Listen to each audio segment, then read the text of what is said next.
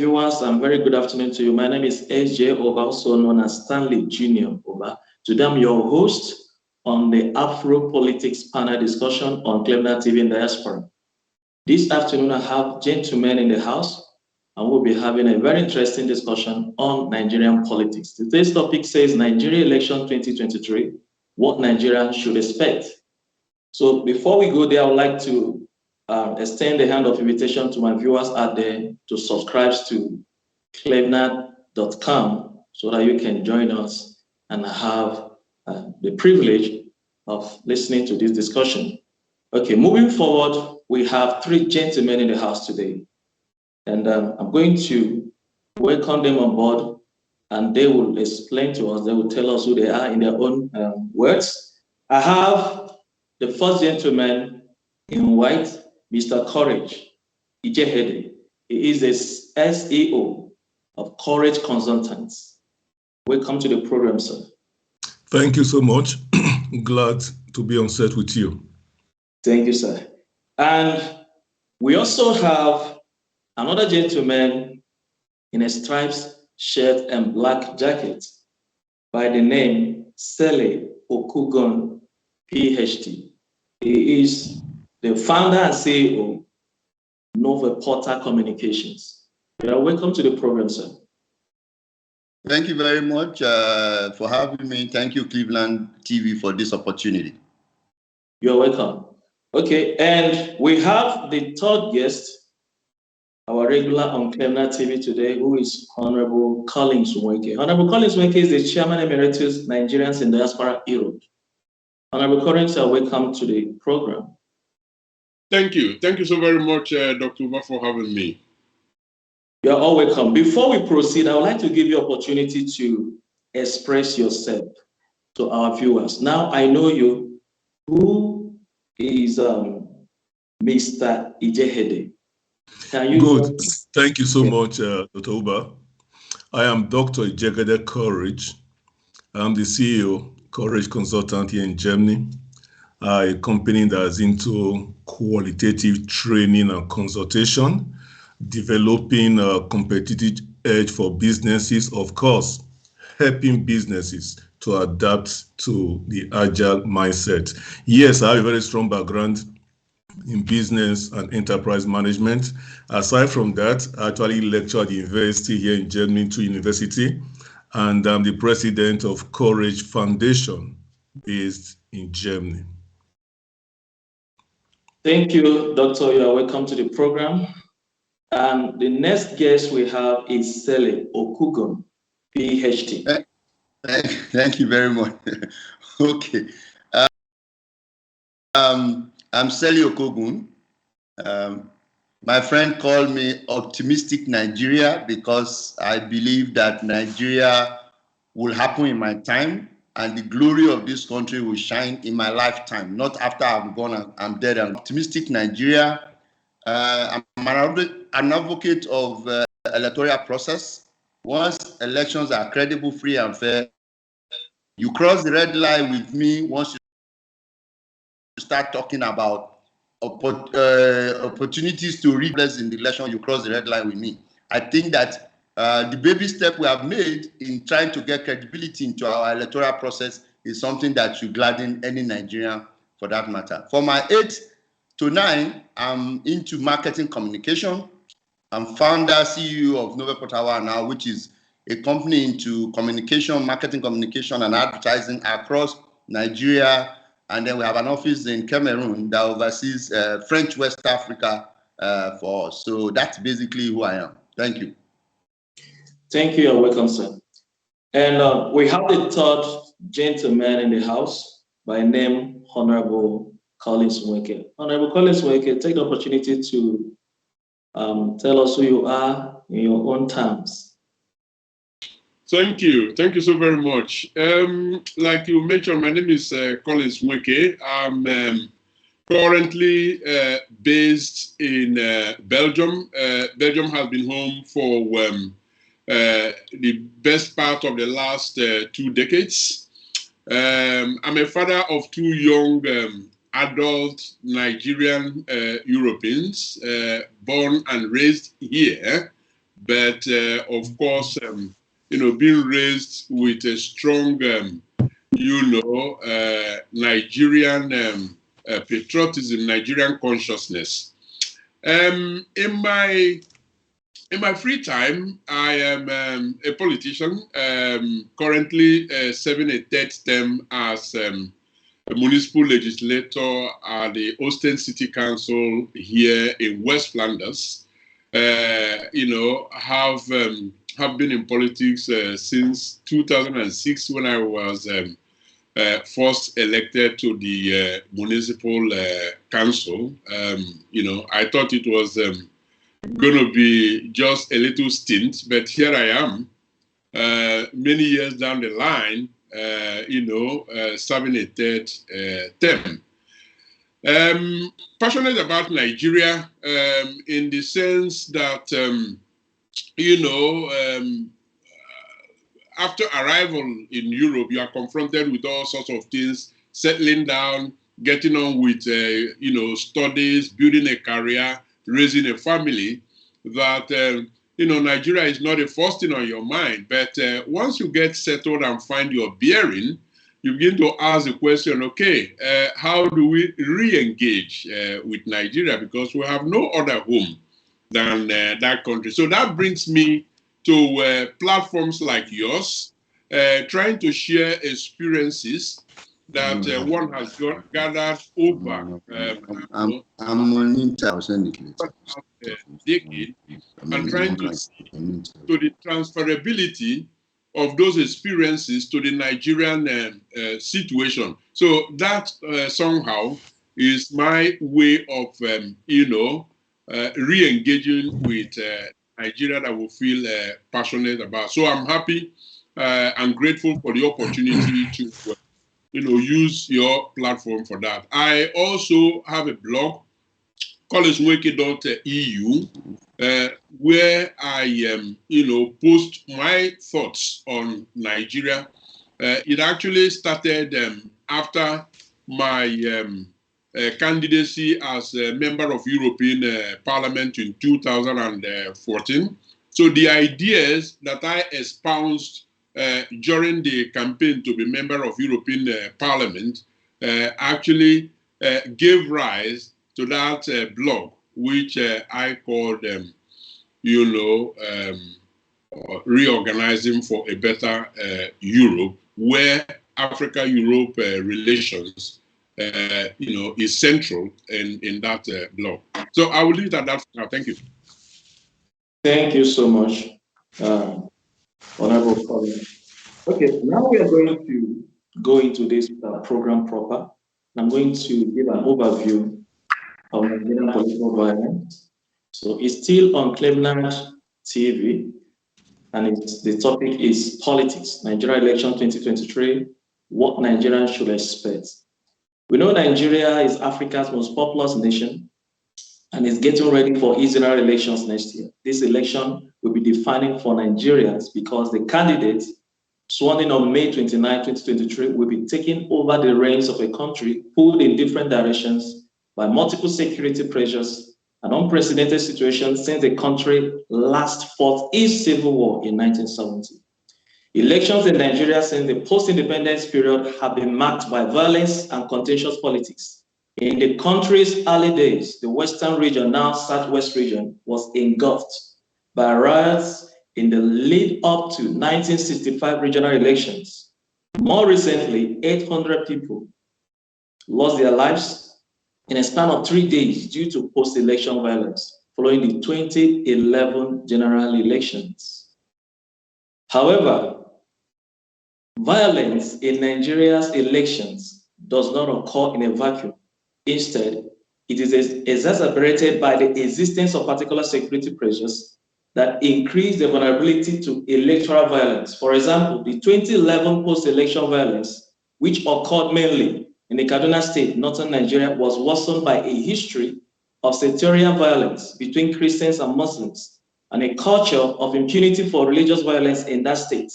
Similarly, the violence experienced in the 2015 and 2019 elections in Rivers State, southern Nigeria, was fed by a complex mix of organized violence, the increasing activities of armed groups and the association with political functions in the states during that period. Coincidentally, Nigeria's ranking in the Fund for Peace, FFP, Fragile State Index, FSI, in the last three election cycles, 2011, 2015, and 2019, continues to hover below the 15th position, a worrying trend considering the violence experienced in those three periods. As the political season for the 2023 elections draws near, Nigeria is at risk of experiencing another bout of election-related violence, particularly as the security pressures have increased in intensity and expanded in scope this time. Among the regions mainly untouched by the high levels of electoral violence in previous election cycles was the Southeast region. However, this situation has changed. We have seen the emerging agitation by indigenous people of Biafra, IPOB. We have also seen insurgency led by the unknown gunmen and different court groups being added to the mix of ongoing violence in the Southeast. This is the situation in Nigeria. And I want to tell you that the first election is on record in Nigeria was rigged by the British. And that set a very ugly record for Nigeria to date. Since that time, Nigeria has experienced electoral turbulences. And here we go again in another major election in Nigeria. The 2023 elections is beyond what aspirations, it's beyond what aspirants would do, how they would do it, but more importantly, how they will do it differently from what has been done in the past. Now, this is a question I'm going to leave with you, gentlemen. What do you think? What do you think the winner of the upcoming presidential election in Nigeria should do differently, considering the overview I've laid out just now? Maybe I'll go with, let me go with Doctor. Doctor, let me go with you. What do you think in that respect? Well, thank you so much, Stanley. In addition to what you highlighted, these are glaring issues. Nigeria today is mismanaged. Nigeria today, we have what you call disarray. The challenges we are going through from insecurity, poverty, and the mismanagement of the economy could be traced to failures in past leadership. Having this at the back of our minds, what then should they do better? Number one, whoever is coming in should be a true leader. We used to have what you call servant leader, but should be a true leader, both in theory and the practical aspect of it. That is, he or she should be able to place the interest of the nation, the interest of the commoners above his personal interest, his business interest. Number two, he should be empathic. Empathy. Because those guys in Sambiasia Forest, those guys somewhere who couldn't afford 1 square meal a day, who can't go to school, put yourself in their position and look at issue from that perspective. We look at indices today about the Nigeria economy. We'll be looking at a leader that can actually propel Nigeria into rank of progressive nation. Then you've mentioned a lot of crises here and there, religious issue. Yes, somebody that should be able to build relationship, close the gap. I think that's what we should be looking towards in 2023. Thank you so much, Stanley. Yeah. Thank you. You are welcome for that interesting response. I would like to go straight to Dr. Okugon on this very subject. What do you think the winner of the upcoming presidential election in 2023 should do differently? Looking at considering the synopsis of political turbulences in Nigeria, what do you think that person would do differently? Okay, thank you very much, Stanley. The winner of the election in 2023 obviously needs to do a whole lot of uniting the country. Everybody talks about how bitterly divided we have become, and it's unfortunate that over the years, politicians have driven a wedge between the cracks of disunity, and so the wedge has gone in and widened even the crack more than we could have been. Nigeria is bitterly divided. We need somebody who is going to take over in 2023 to unite together and not be sectional. Oh, these people belong to me, or these people didn't vote for me. No. Anybody that was president of Nigeria after the election is president of the Federal Republic and not president of a political party. So we need to go aggressively and unite Nigeria so that everybody can have a sense of belonging. Some of the pushback we are getting and the flashes of violence are really people feeling they are inadequate in a state in which they probably are contributing so much, and they think that they are not being properly compensated. And so that's why you are having most of these, if you call it militias and ethnic violence that you get, whether it's in the southeast or in the south. I mean, almost everywhere now in the south you have a different type. I mean, in the south side you have a different type. In the southeast a different type, and in the southwest a different type. And of course, the north, which is obviously completely a mirage of different kinds of violence coming out of some related to religion, some related to some other factors. So that's one. The other one is that the person who is coming in 2023 should be a leader who is truly a leader that can put his foot down.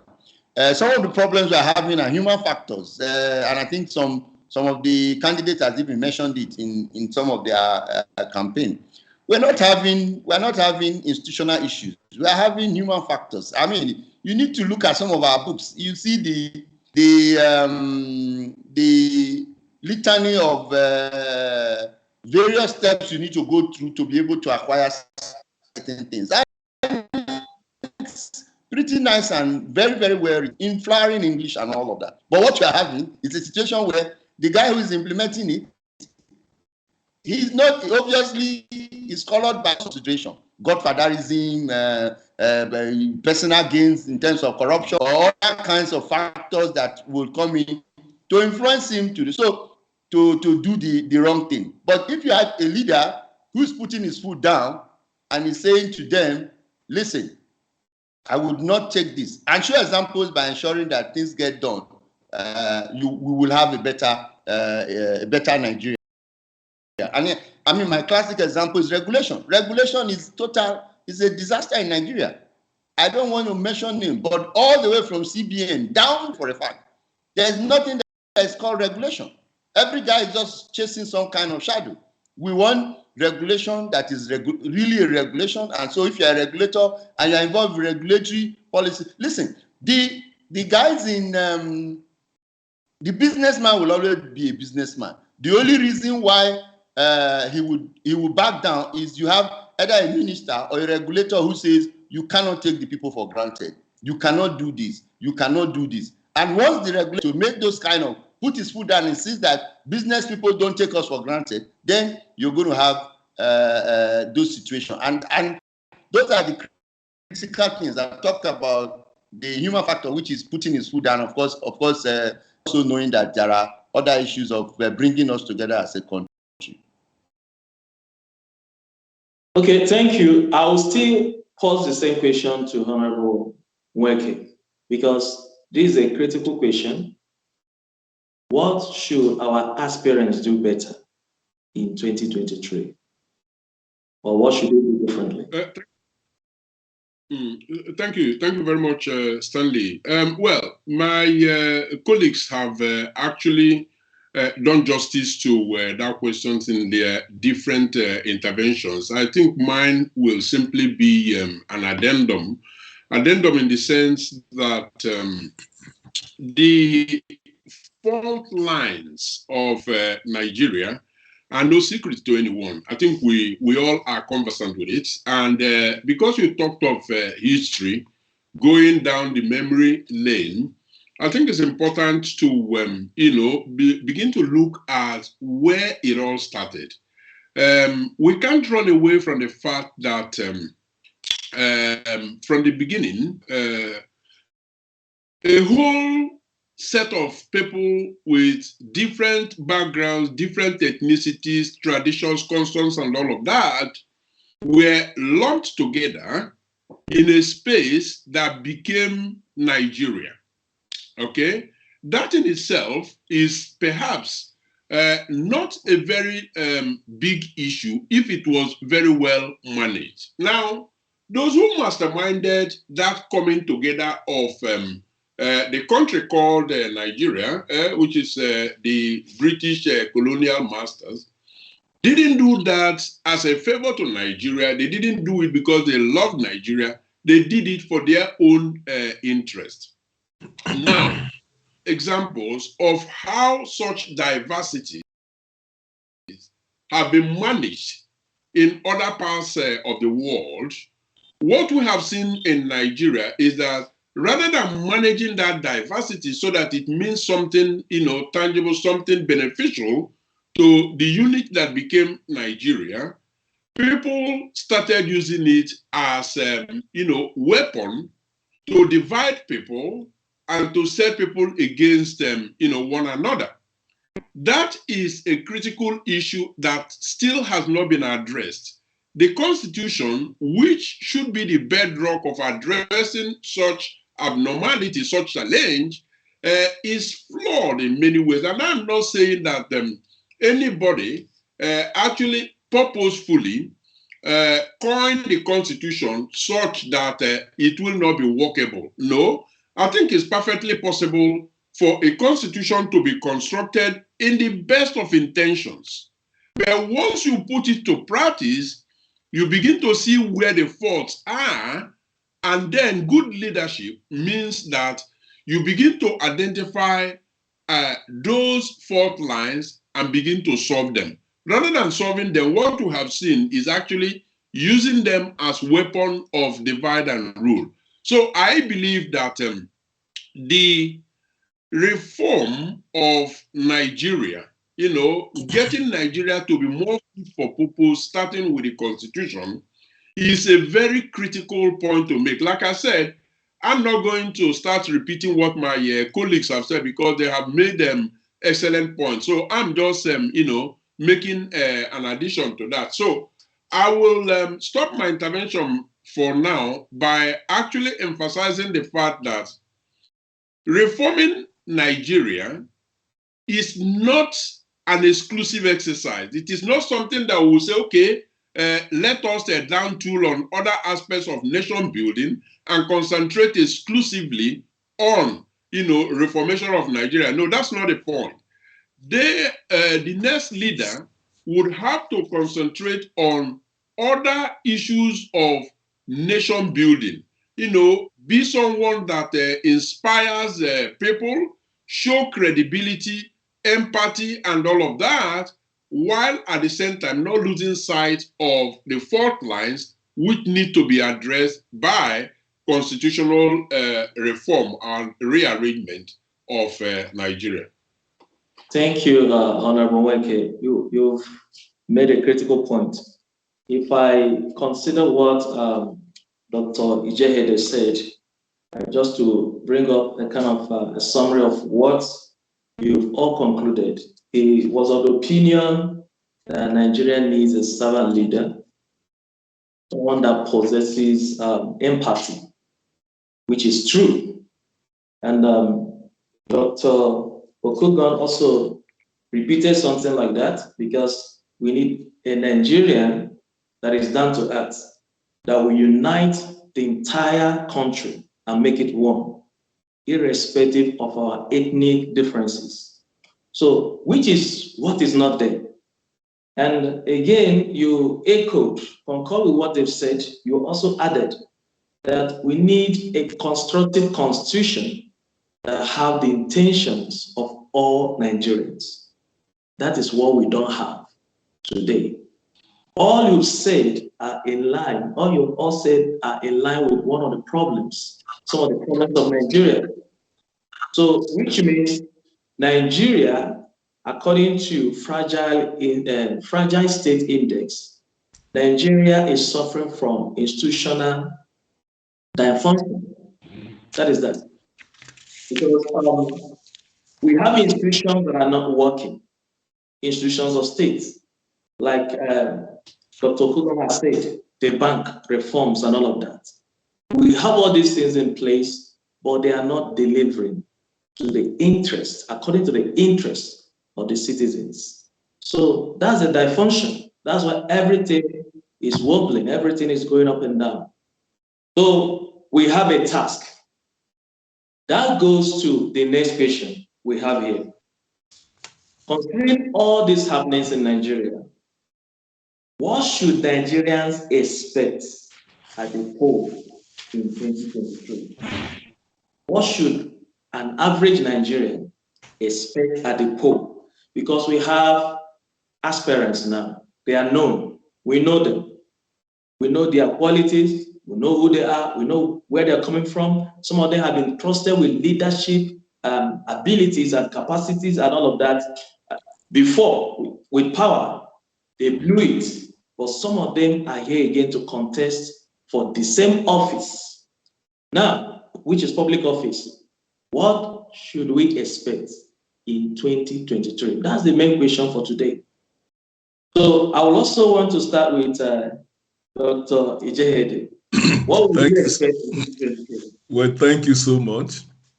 You actually, a lot of them, they've been there. They have contested. And their records, they are in the public domain. I would expect something like vote buying, whereby, because it's been part of the game they've been playing, we cannot shy away from it. They go there, they've created the situation we are, hunger here and there. They will expect vote buying, whereby they will get your PVC, give you little money that will not take you a day, and they will do that. Number two, we'll see the level of INEC preparation and sincerity. We've seen that we have body INEC right from the onset to today, but the result of the election, the logistic, all coming to play, what actually highlights their level of preparation, if they love Nigeria or not, because they have a role to play.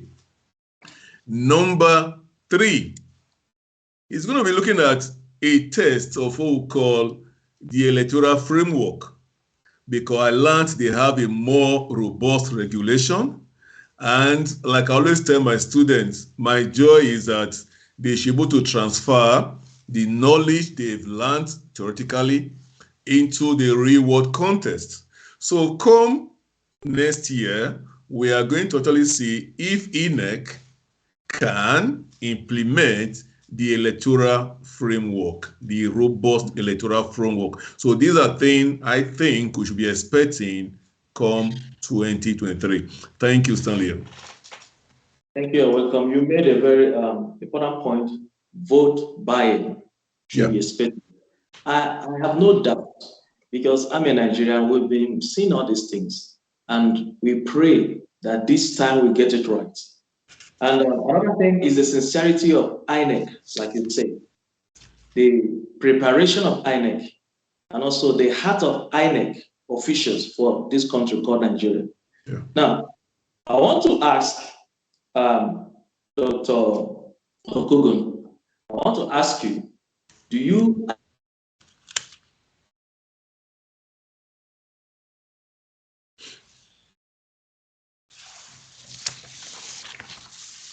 I didn't hear you. Clevenard in Diaspora Television is an internet online TV service. What sets us apart is a unique combination of hit African content, first and exclusive international free movies, series, musics, news, events, documentaries, tourism, teleshopping shows, youth TV programs, and live interviews. Clevenard Diaspora Television is available throughout Sub-Saharan Africa and to the diaspora markets worldwide. Take your entertainment with you wherever you go. Watch on your smartphone, tablet, laptop, smart TV, depending on your device.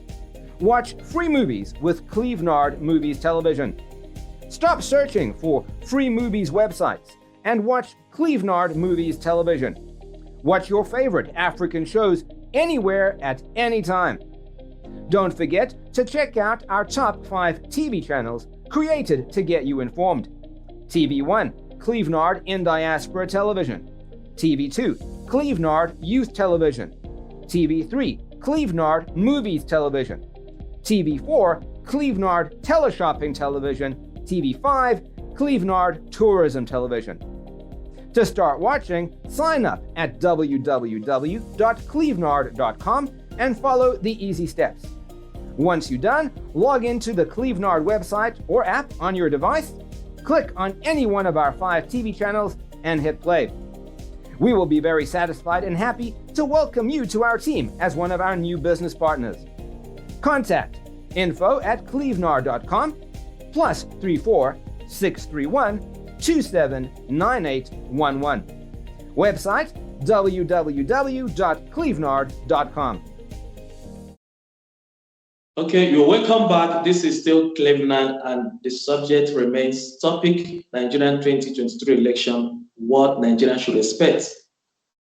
We have gentlemen on the platform today. In the panel of discussion, we have Dr. Ijehede, and we have Dr. Okugun, and also we have Honorable Weke on the platform. So you're welcome back. At this point, I'm going to ask Dr. Okugun, do you believe, according to Dr. Ijehede, that in 2023 we'll still experience vote buying in Nigeria, considering the scenario, what is going on now, how Nigerians are so desperate for change?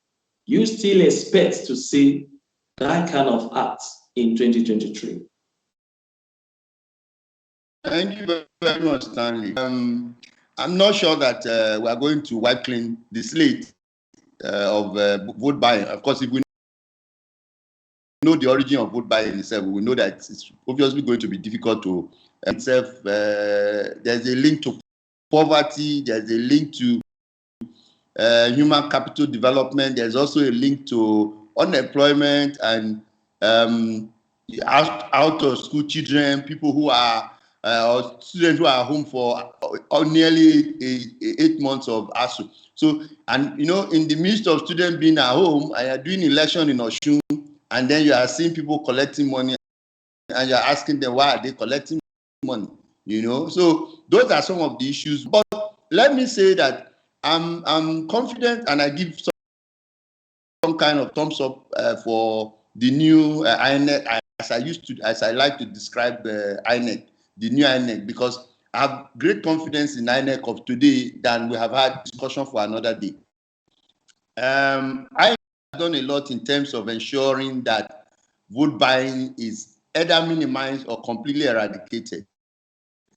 We have, you know, criminals will always be criminals, and like I say, if you allow business people or criminals to act, they will not. If there are opportunities, there are no punitive measure, there are no punishment for anything. What you're going to get, criminals will attempt to be criminals. So I'm not even so much against people trying to engage in vote buying, but who has been punished? Who has gone to jail on vote buying? Who has been caught on vote buying? We see even on camera, on TV, they show them. I've never heard anybody gone to jail, or we say, oh, this person is the vote. But we see them on TV every time there's election. Now, INEC is trying to ensure that that is minimized by ensuring that no cameras at the polling booths, so you can't record it, which was one of the ways they were knowing who voted for you and didn't vote for you. Those who used to be closed and can see whether you voted, they've now been moved away from the polling unit. They are not as close as they used to be to the where you cast your vote, so they can't see. Because one of the ways of vote buying is that, listen, I have voted for you, see proof that I voted for you, so I collect my money. Now, if I'm not able to show proof that I voted or I didn't vote for you, you are likely to be conscious about whether you are paying dubious claim or not. And once that doubt is there, you can start to reduce the incidence of vote buying. So 2023, we are likely to have a reduced vote buying, probably. But beyond even the issue of what INEC is doing, there is also the general consciousness of everybody for 2023 who are saying we need to be able to take our destiny in our hand. There are all sorts of words being used now. Take back Nigeria, save our soul, take your country, take your destiny in your hand. All sorts of words that are being used. People are finding, they find it bearing with them, and they're taking it to heart. Also saying, listen, for what we have gone through in this country, we probably destiny in our hand and not allow people to just ride it over us. No, that we are going to still, that we are going to have vote buying. Definitely we will have vote buying, but there are ways and means at this point in time to be able to reduce that. And I think that INEC itself, before the election, we will see a lot more of those policies come out closer to voting process on the election day. And I hear also the political parties who are also bent on ensuring that we have credibility in our electoral process. I also wanting to ensure that those incidents of vote buying not going to take place as it used to be, which means I'm saying if we have, as we today have four horse race, all 4 horse race, as the case may be, candidates are present with their agent about not wanting anybody to sell his vote, you can be sure that it will be not business as usual. Okay, thank you. Nigeria has issue of dodgy elections. You and I know that. Nigeria has a history of corruption. You and I know that. And it didn't start with Nigeria. It started with the British. It's on record. So some of the woes of Nigeria is traceable to our colonial masters. They taught us corruption. But now we are worse with corruption. Nigeria has migrated from being an economically buoyant state to economically bankrupt state. The institutions of state are just dysfunctional. They're not working. They are there. They exist. They merely exist in names. But when it comes to discharging their responsibilities to the citizenry, you will find them wanting. Now, I want to pose this question to Honorable Weke to say, how did we get it wrong? Because there was a time our economy was buoyant, but now we are nowhere to be found. What went wrong in Nigeria that brought us to this state? I believe that our problem started when we suddenly thought that accountability was no longer necessary. I'm using another term. I believe one of my colleagues called it lack of, regulations. Now, when there are regulations in place, but people flout them with reckless abandon, what it means is that it sends a signal to anyone out there that you can do as you please and there will be no consequences. Now, I say this realizing that out here where we live and work, in the West, people here are no better humans than people back in Africa, people back in Nigeria. The difference between those here, those operating here and those operating in Nigeria, is the fact that people realize that there are consequences for breaking the law. And so, absolutely, know, for instance, that if you exceed the speed limit in a given road, that you will get fined.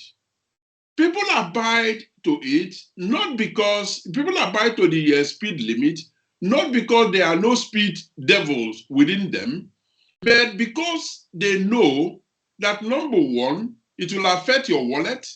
Number two, depending on how frequently you do it, you might lose your driving license. And that hampers your movement economically and otherwise. And then thirdly, it leaves a dent in your image, in your integrity. These are all the things that they consider that make them abide by the law. Now, in Nigeria, it is the opposite, okay, where people just do as they please and then, no consequences. I will cite one simple example. Over the past couple of days, the news has been trending of Dr. Okukpe, Doyin Okukpe, who was the Director General of Peter Obi campaign. Now, he did the most normal thing in the world by resigning his position as DG of Peter Obi campaign on the strength of a ruling by the court that he contravened Nigeria's, money laundering rules. Now, he still has options of appeal where his name might or might not be cleared. But he did what anybody that is reasonable would do, which is step aside on the strength of that court ruling. Whoever does that in Nigeria. Now, that sends a signal that somehow there are those in the race who might indeed be in a position to respect the rule of law, be accountable. And so if I go back a little bit to some of the points made earlier, I don't know that there is any reason at all to roll out the drums for INEC, because there have been very serious allegations made in regards to the processes, redeployment of staff who are seen to be really purposeful and all of that. Yet we are told in piecemeal, of course, that something is being done about them, fake registrations and so on and so forth. The only thing that I believe any reasonable person should be comfortable doing at this moment is encouraging INEC to do more, because it is at the end of the elections when everything is seen to have done well. For instance, the voter machine, the online transmission, and so on and so forth. It is only when all of these have transpired credibly that one can begin to dub one's heart for INEC. Anything before then is a bit, premature, because there are a lot of open questions that they still need to answer. Now, finally, on that issue, I want to say that there appear to be a fresh wind that is blowing up across Nigeria. When you hear of, oh, this political party has structure, this political party doesn't have structure, even when all the ideas are there, and therefore they are not going to win the election. Essentially, what they are telling you is that one particular political party hasn't got what it takes to rig the election. It is as simple as that. So it doesn't matter how beautiful your ideas are, if you don't have the capacity to rig the election, then just forget it. But the youth of Nigeria are saying, sorry, that is not going to be the case, because in the past, what we have seen was a situation where youths of Nigeria are paid to stand by a particular political party. At this moment, we are seeing youths of Nigeria spending their hard-earned money to support political party or parties that they believe in. Now, that can only lead us to project that the idea of buying their conscience, the idea of buying their vote, may not work this time around. Yes, I agree with Sadi that you cannot in one go, wipe out vote buying. That might be an impossibility, but there are reasons to be hopeful that 2023, based on the consciousness that the youth of Nigeria have shown, continue to show, and are being encouraged to, keep it up, things might be better this time around. Thank you. Thank you so much. That is what it is. Vote buying and the notion that election must be rigged. And for you to rig election, it must be big enough and all of that. The old ideas of electioneering in Nigeria. But at this point, we have aspirants now that are very, they are there. They are obvious. These are the people we are looking at from 2023. We have Kwankwaso, and we have Obi, we have Atiku, we have Bola Ahmed Tinubu. Now, let's be frank at this point. Looking at these candidates, I know there are other candidates. We have about 18 serious political parties. But out of that 18 political parties, we now have reduced them to four major contestants. So, and out of that 4, we're looking at 3 at the moment. Considering the opinion polls that we've had so far, even the one we have in this December. Now, the question is, who do you think you will cast your vote for in 2023 and why? I want to ask this question or pose this question directly to Dr. Ijehede. Good. Thank you so much. Thank you so much. Well, my views are straightforward. If I have to vote, I will vote for Peter Obi. I'm not voting for him because he's a Christian. I'm not voting for him because he's from the South. I'll vote for him on this ground. Number 1, he's an entrepreneur. We need somebody with proven record that can create job. If you check Obi, we can link that to Obi. We need a man with integrity. We need a man that has the stamina to lead. If we look at Obi proper, let's look at his records in public and private domain. Let's focus more on the public domain when he served as the governor of Anambra State. His record are there. He left huge amount of money. Look at the development he did in Anambra State. So based on that, I can say more about his person. He's still very young. He's got the stamina. He's got the energy. He's got the capacity. He has the soundness of mind to lead the country. So if I look at Obi, this is the reason why personally I'm passionate about him. And I know if you can vote Obi, Nigeria will get it right based on its records. So that's my view about those candidates. Thank you, Doctor. We are still on the Afro Politics panel discussion on Clemna TV. And we have Dr. Ijehede, Dr. Okugun, and Honorable Nweke on the platform today. We are going to go on break. When we return, we'll continue with this discussion. Thank you. In the 21st century's technological advancement, we all seek opportunities to move and network with the emerging space. Introducing Clevenard blog and event posting. Do you think you have some interesting materials, good content, articles, and stories? Then feel free to publish them on Clevenard blog and events page, just as team of our writers are doing presently. By blogging on Clevenard's blogs and events, you benefit from our reach and network. There are constant stream of people visiting our social platform, and we have figured out just how to distribute our contents. This means you can basically skip the line and get access to a big audience from day one. Furthermore, we can help you get in touch with important people for projects with possibilities of translating your content into other languages and republishing them on Clevenard. This helps preserve and protect your content from getting lost.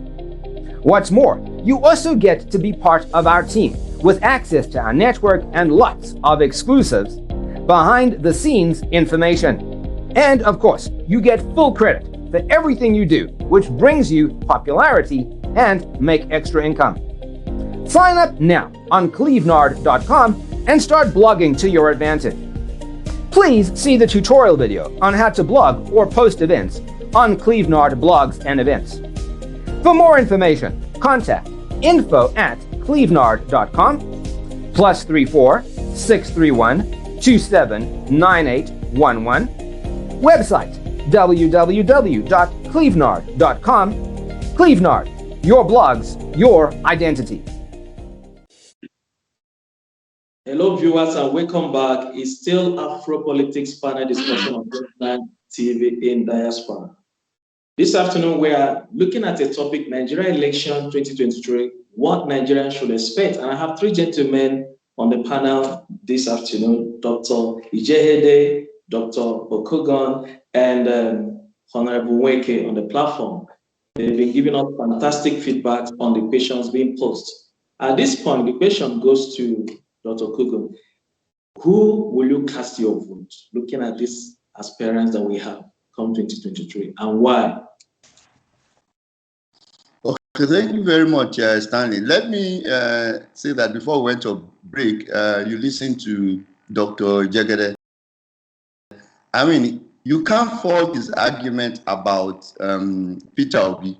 The issue of a lean government. Okay, we've been talking about a lean government and that we don't have all of the wastages that we're talking about. And practically, even in this election, you can see examples of lean government and non. Obi goes abroad. He's probably with 2-3 people with him on the entourage, and then the rest travel. Atiku was in London, in the US Parliament. Bukola Saraki, Senate President was there. Tambowa, the governor, was there. You had a lot more governors that were with him in the US with other senior persons that were there. And then you had, of course, Asiwaju Ahmed Bola Tinubu when he traveled to the Charter House. We also saw that, including the Speaker of the House, people were answering questions. So, there are very simple steps that we have seen in this election that gives us a clear indication about how people are going to behave when they come to power, what they are going to do with power. Some of this symbolism is what the Nigerian public want to see. After what we have gone through as a country, we've gone through some of the worst that anybody can be. In Africa, we are not even anywhere near number 10. In Africa, I'm not talking about globally. Most of the time, globally, we are almost 100 and something.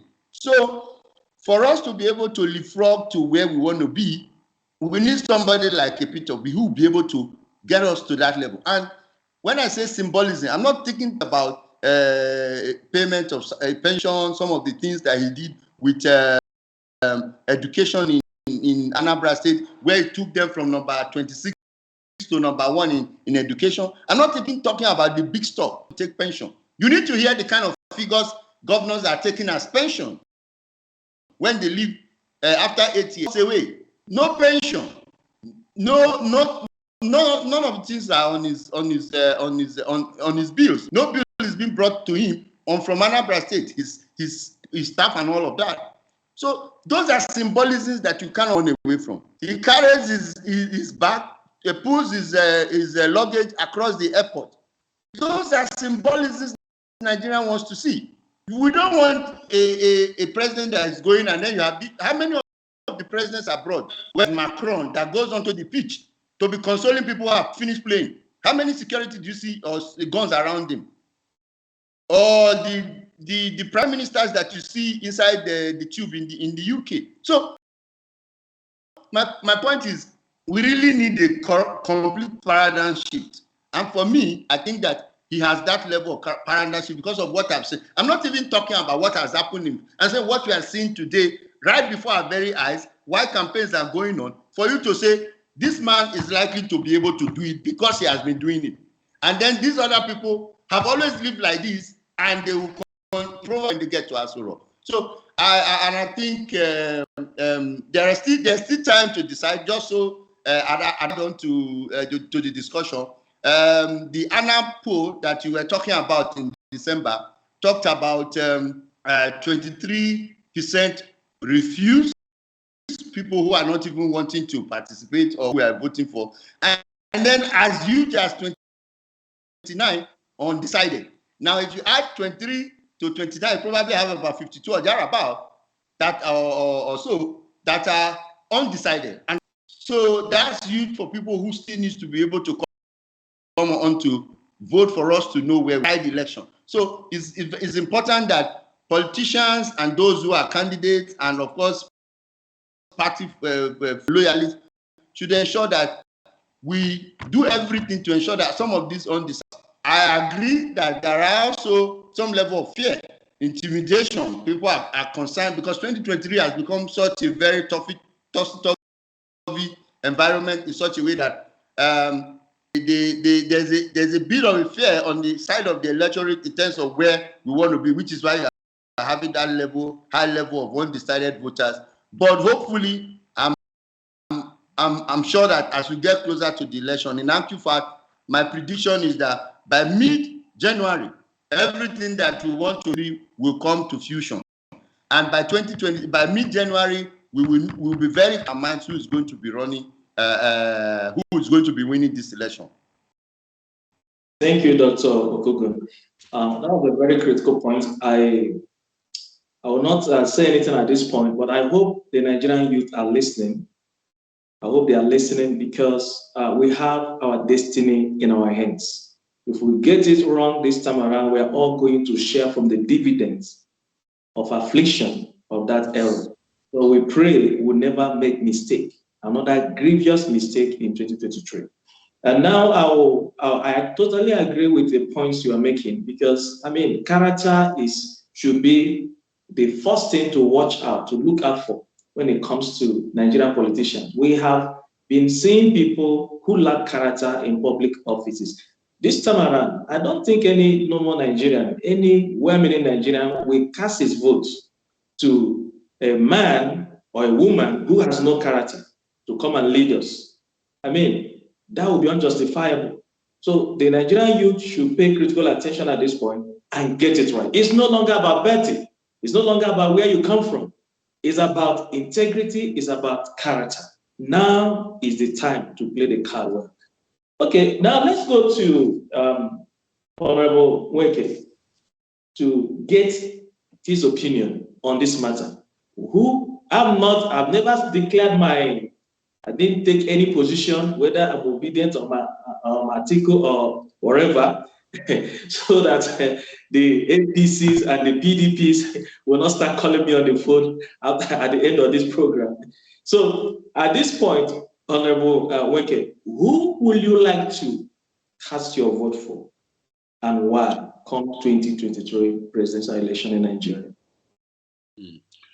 I would rather be talking to you about who I will not be casting my vote for. I will not be casting my vote for anyone that has held public office and fingered for misappropriation of funds, whether proven or yet unproven. That's number one. Number two, I will be looking at the antecedents of those who are aspiring to lead us now in terms of when they had the opportunity to lead. What did they do with the opportunity? Did they use it as opportunity for personal enrichment, the enrichment of their friends and allies and cronies, or did they use it for public good? When they left office, how have they been leading their lives? In such a manner that actually siphons the treasury of their state through all sorts of constructions that they actually put in place before leaving office and then became beneficiaries of those structures. Is that the kind of man you want back to lead you again? And then I also ask that question of those that you may claim to have, given opportunities to grow politically and all of that, how vocal, how open are they about supporting your candidacy to be the president of Nigeria, having occupied, important position in the past? Why are they not supporting you if they are not supporting you or openly saying so? What has gone wrong? What do they know that the rest of Nigerians need to know? So you ask these questions across the board, starting with Atiku, who served under President Obasanjo. Today, President Obasanjo is the most articulate and vocal supporter of one of the candidates, not the one that served under him as vice president. Now, going over to Tinubu, who claimed that he made people grow. The governor, one of the governors that is now the current vice president and all of that. The current vice president, we are aware, challenged him for, in the primaries. Today, we are not aware that he is in the front line supporting him. Neither is Fashola, who was a governor after him, and then, currently minister. So these are the sort of things you begin to ask yourself those questions, and then the integrity in your records, who you say you are, what question marks have been placed on the claims you made about yourself. Are we able to trace back your roots, your education, and so on and so forth? These are the sort of, and how financially conservative are you in terms of building wealth rather than squandering wealth, supporting production rather than consumption, because these are the sort of things that Nigeria need going forward. So these are the sort of questions that I would encourage Nigerians to ask very critically. I believe that serves them much better than making a statement about who I support or who I do not support. So let Nigerians go back and interrogate these areas and then make up their mind as to who is fit for purpose to leave Nigeria in his hands in the next 4 years, maybe 8. Thank you, Honorable Weke, for that input. Actually, I lack English. I like the English lexicon to describe the level of corruption that we have in Nigeria. We've come to a point where we no longer hide behind the scene to talk. Now, Nigerians are taking every platform that they know and they have to speak concerning the governance of Nigeria, because we are paying dearly for lack of leadership in Nigeria. Nigeria is not in lack of gold.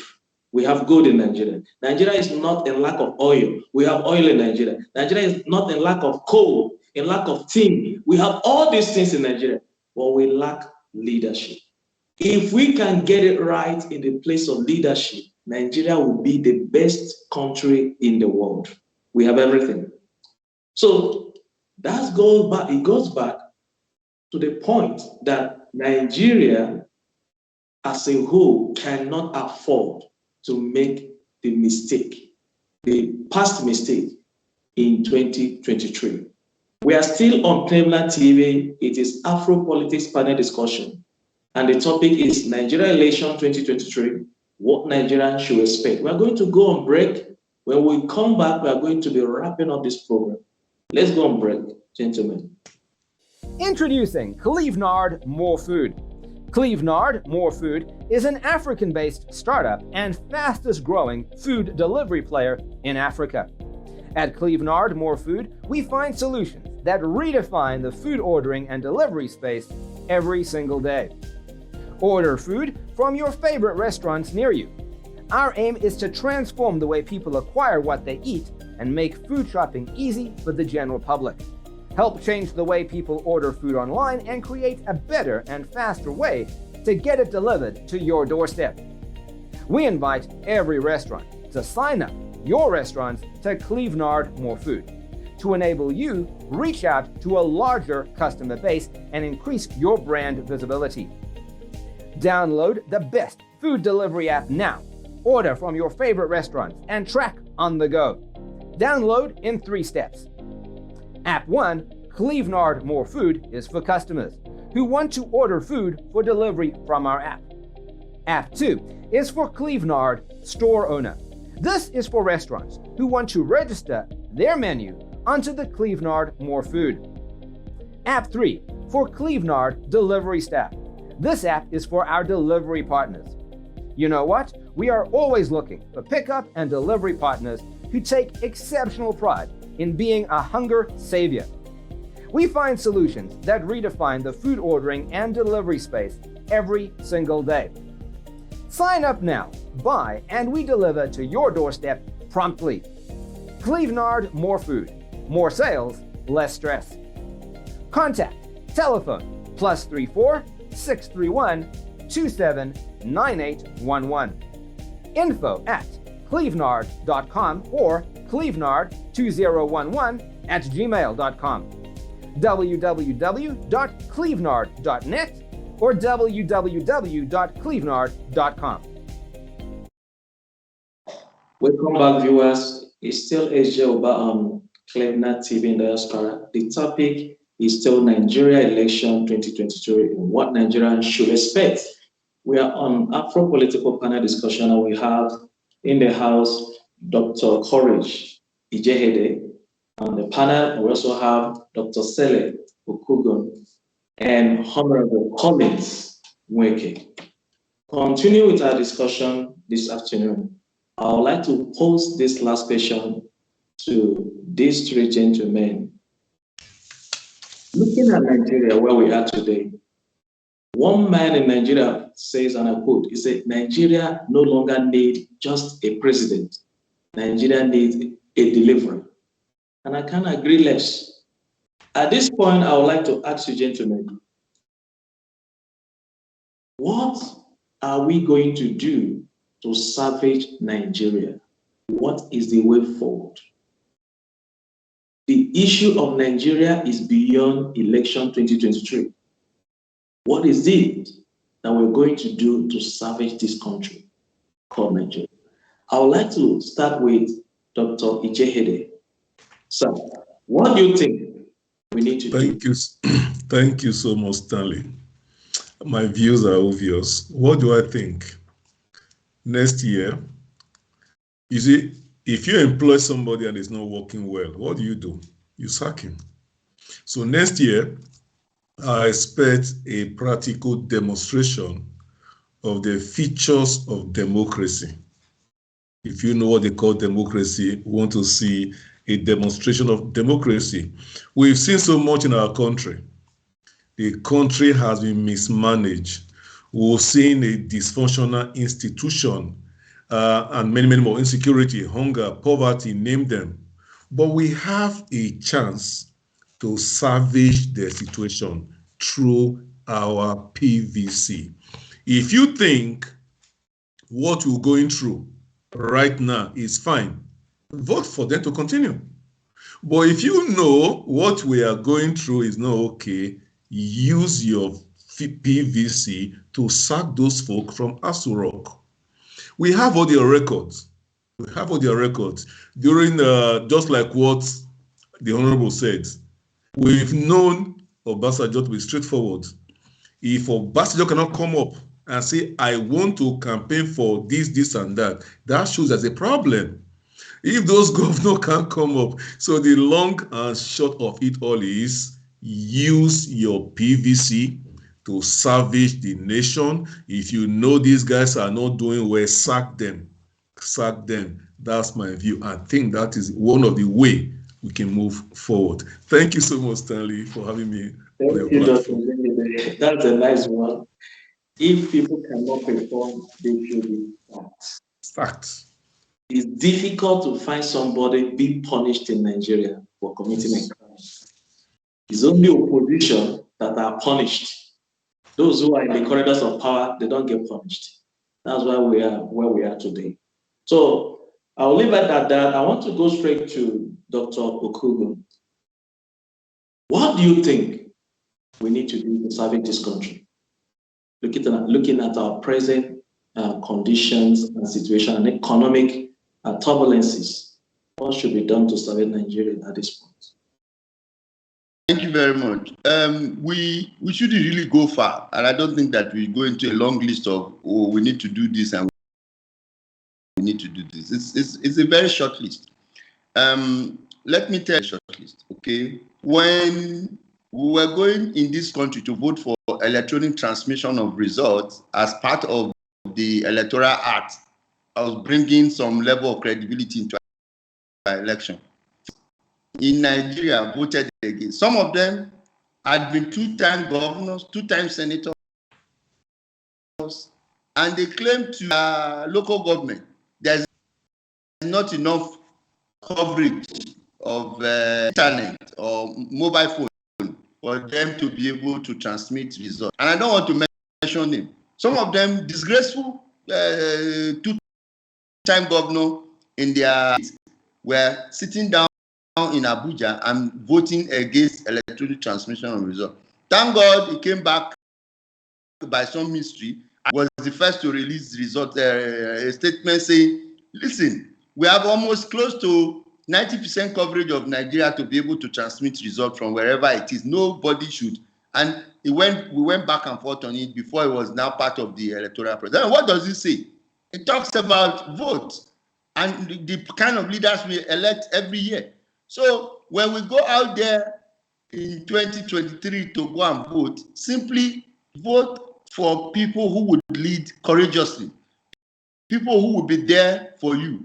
You don't want somebody elected by some godfather who decides who will be representing you. If a godfather puts somebody there through delegate election and paid dollars to ensure that people were elected at the delegate, your choice as a voter on election day is to ensure that the godfather does not have his way, and you vote for the person that you want, who will go into the Senate or go to any of the houses and make those laws.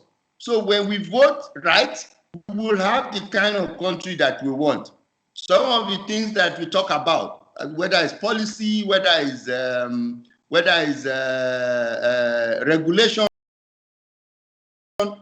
these are things that if you have the right people in the right places, they will ensure that those things don't affect us because they know what to do. But once we keep having this kind of leaders that we have had over the years, whether as House of Reps and Senate, or as governors, or as president, then we're going to just be in the vicious circle of going around and not making any move, which is exactly what most of my colleagues have been talking about all this while. So I don't want to go into a long list of, oh, we will do this and we will not do this. The very first baby step, right leadership, at every levels of governance in that place. And once we have that, we will not be struggling with what we want. In fact, what will happen is that if for any reason something pops up and you decide that I want to make it an issue, you go to your legislator, he takes it up the level, up the ladder to the House, and that obviously goes through, rather than people who are pushing down. The whole of Nigeria wanted the electronic transmission of result. They didn't ask. The Senate didn't ask us before those two senators voted against electronic transmission. But the whole country, up north, down south, they were transmission of result. But here we were, the people that were supposed to have voted for, let me not use the word, we didn't vote for them because they rigged themselves into those positions, decided that they were going to vote otherwise. So that is my take on how we're going to service this country. Thank you. Thank you very much. That goes a long way to tell you how corrupt, like we have said before, our leaders are. We cannot shy away from the fact that we have very corrupt leaders in corridors of power, and that is affecting us everywhere. You go to airports, big airports internationally, you see the way they treat Nigerians, not because of ordinary Nigerians, because of our leaders. The amount of money they carry along with them when they travel is embarrassing.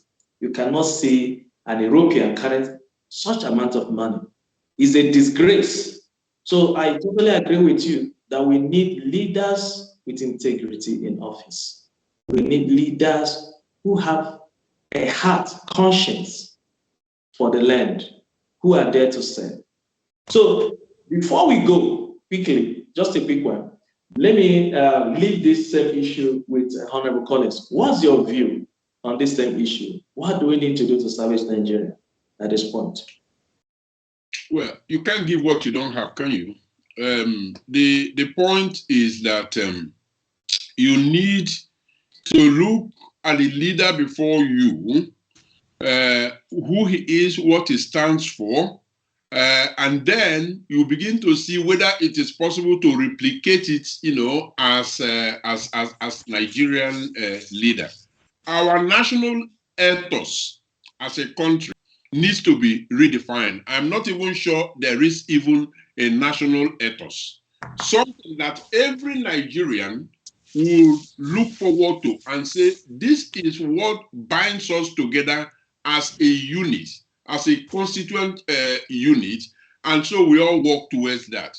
Now, Nigeria needs a president, a leader that is not shy, one that can speak in ways that motivate people, one that speaks to possibilities and not impossibilities. When he speaks, people listen and people believe that, yes, we can do it. So those are these little bits and pieces of very, very low threshold issues, things we call low-hanging fruits that Nigeria needs to pluck to begin to change the narrative, in very, very significant ways. Like Sally talked about, there is no need for a long list because where to start from is very simple. And I believe that if we have a leader that has integrity, that in itself is a very, very important starting point. And that is why this upcoming election of February 2023 is very critical to the rebirth of the nation state called Nigeria. Thank you so much, for that input. There is no need for long lists. We all know our problems. We have incompetent leaders in corridors of power, and it is no longer business as usual. There is a revolution going on in Nigeria. I want to take this as your final words because of our time. And I really thank you for coming, every one of you, Dr. Ijehede, Dr. Okugun, and Honorable Nweke for coming to the show. And I look forward to having all of you again in the near future by the grace of God. Thank you for your time. I really appreciate it. And I want to say to our viewers, you all heard it from these three gentlemen. They are Nigerians at heart. They've spoken from their hearts what they expect to see come 2023. We want a new Nigeria where we have competent leaders, leaders that can be held to account when they mislead the nation, not leaders that will bully us when they challenge them to be accountable. We want leaders that are visionary, leaders that will have a 50-year, 100-year plan for unborn Nigerians, not leaders that will loot the treasury and resources of unborn Nigerians. So I hope our youth are listening. Let nobody sell his vote to these greedy politicians. Let's conscientize Nigerians. Let's cast our vote to the right candidate, someone that can be trusted, someone that can take Nigeria out of this quagmire. That's all we have to say today. It's still Cleveland TV, and the topic is Afro politics panel discussion. And I thank you for watching, and I hope to see you next time shortly. God bless you, and do have a wonderful day. From here, I will say, have a good day. Bye-bye. Thank you. Thank you very much, Stanley. Bye-bye. Thank you. Thank you, Stanley. Thank you.